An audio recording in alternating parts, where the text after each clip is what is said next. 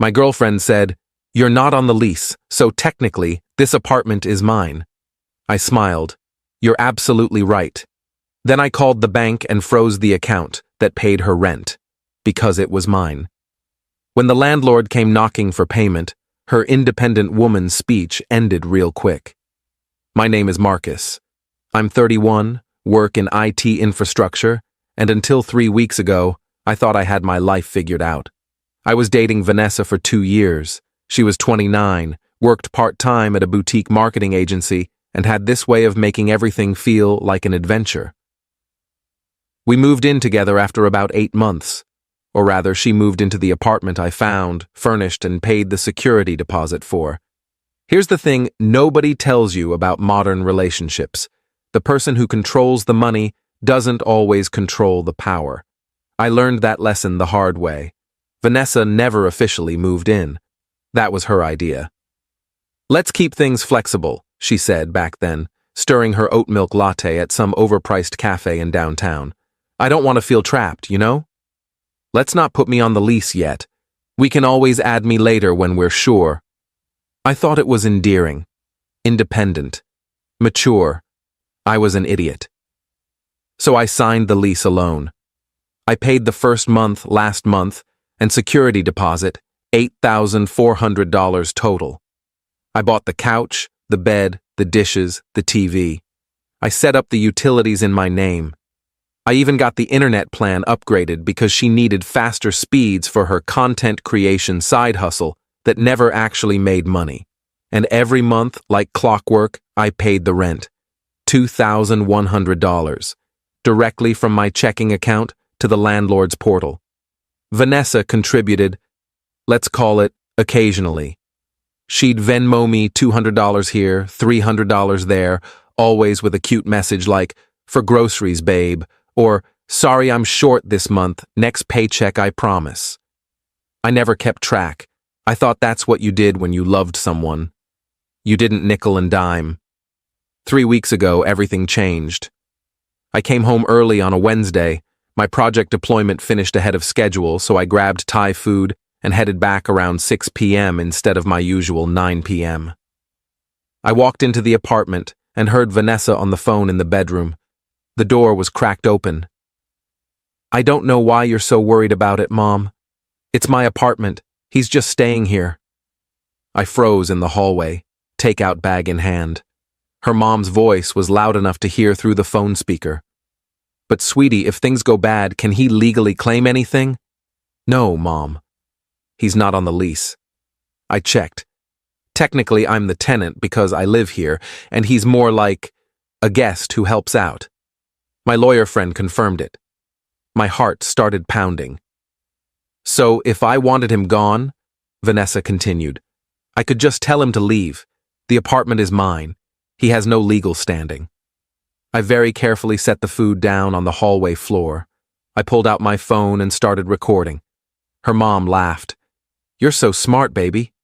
Not like your sister who put her boyfriend on everything and then couldn't get him out when he cheated." Exactly. I learned from Sarah's mistakes.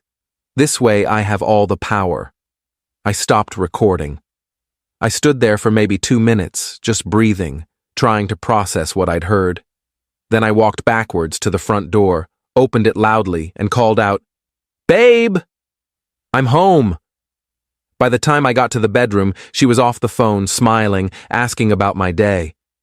We ate the Thai food together. We watched Netflix.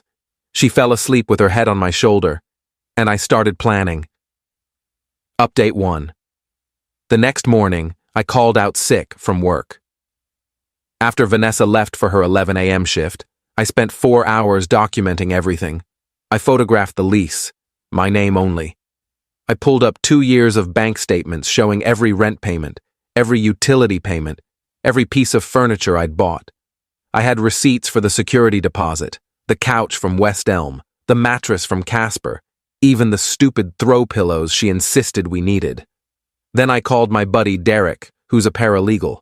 I played him the recording. "Dude," he said after a long silence, "that's cold-blooded. What are my options? Legally? You're the leaseholder. She's not a tenant, she's your guest. You could ask her to leave any time, but if you want to make a point, I want to make a point. Then you need to be smart about it.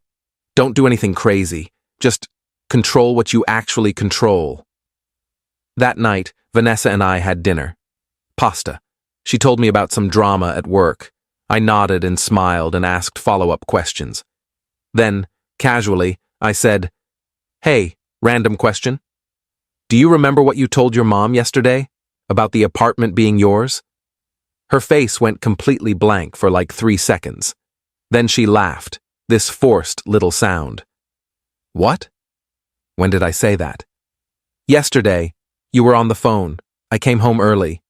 The color drained from her face. "Marcus, I didn't mean it like that. I was just trying to calm my mom down. She's paranoid about men taking advantage of women after what happened with my sister." "Right. So you told her the apartment was yours, that I'm basically a guest, and that you could kick me out whenever you want." "I was exaggerating. You know how my mom gets. I had to make it sound like I had control of the situation or she'd never stop worrying." I took a bite of pasta, chewed slowly. "So, you don't actually think this is your apartment?" She reached across the table for my hand. "Of course not, babe. We share everything. It's ours." I pulled my hand back. "Except you're not on the lease." "We can fix that. We've been talking about adding me anyway, right? Let's do it this weekend." "Yeah," I said. "Let's do that." I didn't bring it up again that night, but I didn't touch her either. I slept on my side of the bed, back turned, and listened to her breathing get more and more shallow until she finally fell asleep around 2 a.m. Update 2. Friday afternoon, I told Vanessa I needed to work late. Instead, I went to the bank. I had opened a separate checking account about 6 months ago for savings goals. Vanessa knew about it, but she didn't have access to it. What she didn't know was that I'd been slowly moving money into it. Not huge amounts, just $500 here, $700 there. Enough that my main account still looked normal. I moved $15,000 from my main account into the separate account. Then I set up automatic payment for my rent to come from the new account. Then, and this is the part I'd been planning all week, I called the bank and placed a temporary freeze on my original checking account, the one linked to our shared expenses. The freeze meant no automatic payments could go through. No utility bills, no Netflix, no Spotify, and most importantly, no rent payment to the landlord. Rent was due the following Tuesday. That weekend, Vanessa acted like nothing had happened. She suggested we go to brunch. She wanted to check out a new vintage market. She talked about maybe taking a trip to Portland next month. I went along with everything, smiling, nodding, already knowing what was coming. Monday night, she brought it up again. "So, should we go talk to the landlord about adding me to the lease? I really think it would be good for us, like an official step forward." I looked up from my laptop. "Actually, I've been thinking about that." "Yeah?" "You were right the first time. You're not on the lease, so technically, this apartment is mine." Her smile faltered. "What?" "You said it yourself. I have no legal standing to claim it's ours, so why should I pretend it is?" "Marcus, that was taken out of context. You know what else you were right about. If someone's not on a lease, they're basically just a guest, and guests can be asked to leave." She stood up from the couch, face red. "Are you seriously threatening to kick me out over something my mother made me say?" "Nobody made you say anything, Vanessa. You said you had all the power. You said you checked with a lawyer friend. That doesn't sound like someone placating their paranoid mother. That sounds like someone with a plan. You're being insane right now. Maybe, but I'm the insane person whose name is on the lease." She grabbed her purse and left, slammed the door so hard the frame shook. She didn't come back until after midnight, and when she did, she slept in the guest room. Update 3. Tuesday morning, I got the email I'd been waiting for. The landlord's automated system. Payment failed. Rent overdue. Late fee will be applied after 5 p.m. I deleted the email and went to work.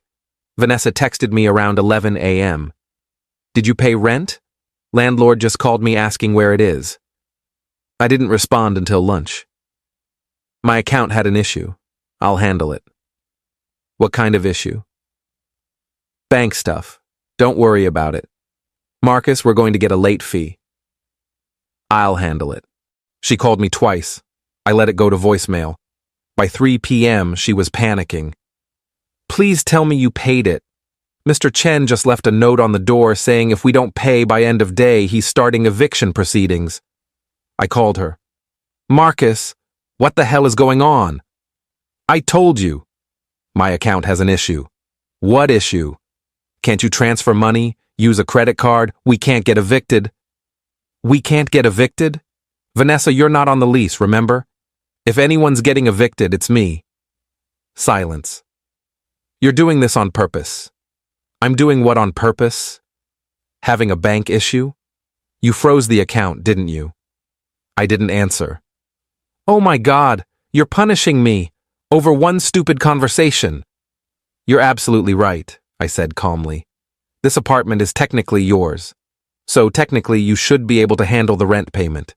You've been living here 2 years after all. Surely you have some money saved up. You know I don't have $2,100 just sitting around? That's weird, because I've been paying $2,100 every single month for 2 years. That's $50,400, plus utilities, furniture, food, entertainment. But somehow you, the person who claimed this apartment as yours, don't have a single month's rent saved up? She was crying now. Marcus, please. I'm sorry. I'm so sorry. I didn't mean what I said. I'll never say anything like that again. Please, just pay the rent. Why? It's your apartment, isn't it? You told your mom you have all the power. I was wrong. I was being stupid and arrogant, and I'm sorry. Please. Tell you what, I said. I'll unfreeze the account and pay the rent. But you need to be out of the apartment by Friday. What? You have 4 days. Pack your stuff. Find somewhere else to stay. I'll pay this month's rent so neither of us gets evicted. But after that, you're done living here. You can't do this. Sure I can. I'm the leaseholder. You're just a guest who overstayed her welcome. She hung up on me. Final update. I unfroze the account an hour later and paid the rent. Mr. Chen sent me a confirmation email with a snippy note about professionalism and timely payments. I didn't care. Vanessa came home that night with her mom. They both started yelling at me the second they walked in. Her mom called me controlling, abusive, a manipulator. I let them yell. Then I very calmly said, everything in this apartment belongs to me. I have receipts. Vanessa is not on the lease. She's not on any utility bill. She has no legal claim to anything here. She can leave voluntarily, or I can start the formal eviction process for an unauthorized occupant. Her mom's face went purple, but Vanessa knew I was right. She started crying again, and her mom eventually dragged her back out to the car. Over the next 3 days, Vanessa came back in shifts with friends to pack her stuff. I stayed in the guest room with the door locked. I didn't help. I didn't interfere. I just let her take what was actually hers, which wasn't much. She left the keys on the kitchen counter Thursday night. It's been 2 weeks now. I heard through mutual friends that she's staying with her mom. She's been posting on social media about toxic men and financial abuse. A few people reached out to me asking for my side. I sent them the recording of her phone call with her mother. I haven't heard from those people again. The apartment feels empty. I'm not going to lie, it sucks coming home to silence. But every time I start feeling guilty, I remember her voice on that call. This way I have all the power. She wanted power. She got a lesson about who actually had it. Edit 1. People keep asking if I feel bad. Honestly? Some days, yes. But then I remember she was planning an exit strategy from the beginning. She kept me off guard, kept me paying for everything, kept me thinking we were building something together while she made sure she could cut me loose whenever she wanted. I just did it first. Edit 2. For everyone saying I should have just communicated. I tried that the night I confronted her. She lied to my face. said she didn't mean it, said it was taken out of context, then tried to get added to the lease so she could make her lie a reality.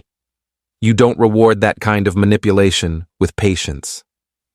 Edit 3. Someone asked what I'd do differently. Honestly, I'd have insisted on splitting the lease from day one. I'd have kept track of every expense. I'd have protected myself legally from the start. Love doesn't mean being stupid with your resources. I learned that the expensive way,